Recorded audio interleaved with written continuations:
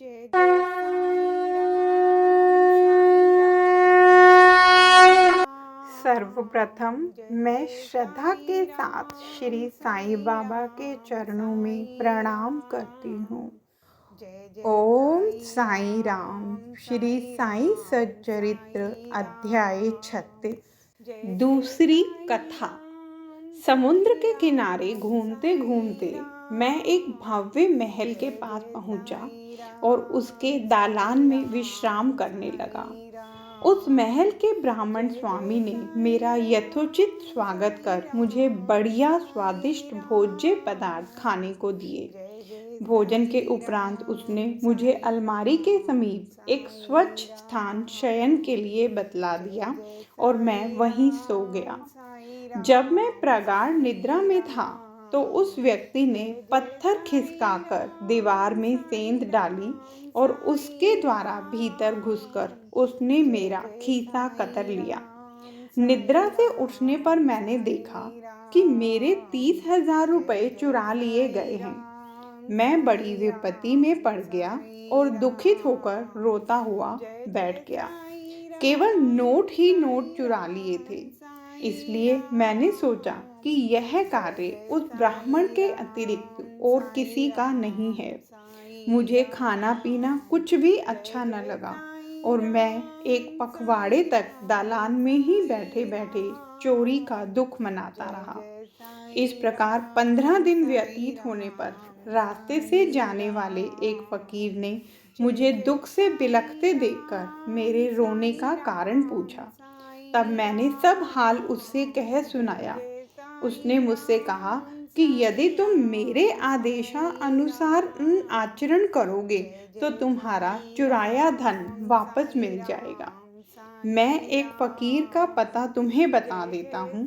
तुम उसकी शरण में जाओ और उसकी कृपा से तुम्हें तुम्हारा धन पुनः मिल जाएगा।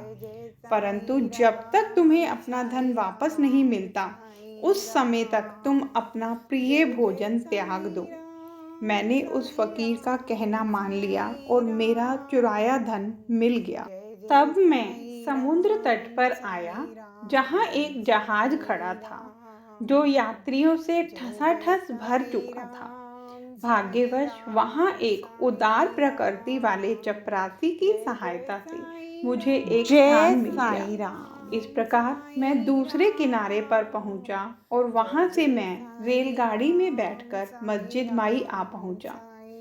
कथा समाप्त होते ही बाबा ने श्यामा से इन अतिथियों को अपने साथ ले जाने और भोजन का प्रबंध करने को कहा। तब श्यामा उन्हें अपने घर लिवा ले गए और उन्हें भोजन कराया। भोजन करते समय श्यामा ने उनसे कहा कि बाबा की कहानी बड़ी ही रहस्यपूर्ण है, क्योंकि न तो वे कभी समुद्र की ओर गए हैं और न उनके पास 30,000 रुपये ही थे। उन्होंने न कहीं भी यात्रा की, न उनकी कोई रकम ही चुराई गई और न वापस आई। फिर श्यामा ने उन लोगों से पूछा कि आप लोगों को कुछ समझ में आया कि इसका अर्थ क्या था? दोनों अतिथियों की घिंघियों बंद गई और उनकी आंखों से आंसुओं की धारा बहने लगी।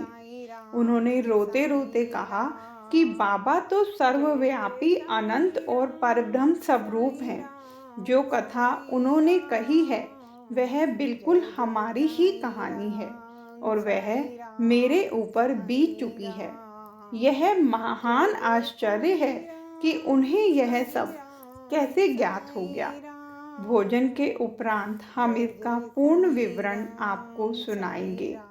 भोजन के पश्चात पान खाते हुए उन्होंने अपनी कथा सुनाना प्रारंभ कर दिया।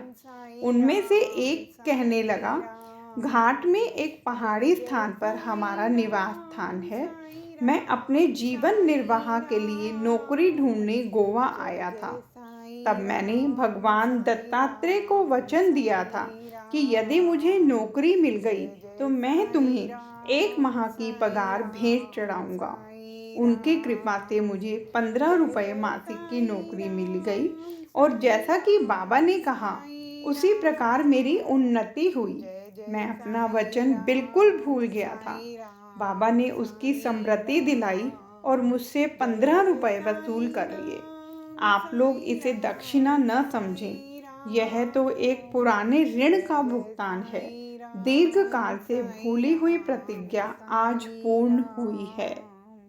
जय जय साईं राम साईं राम।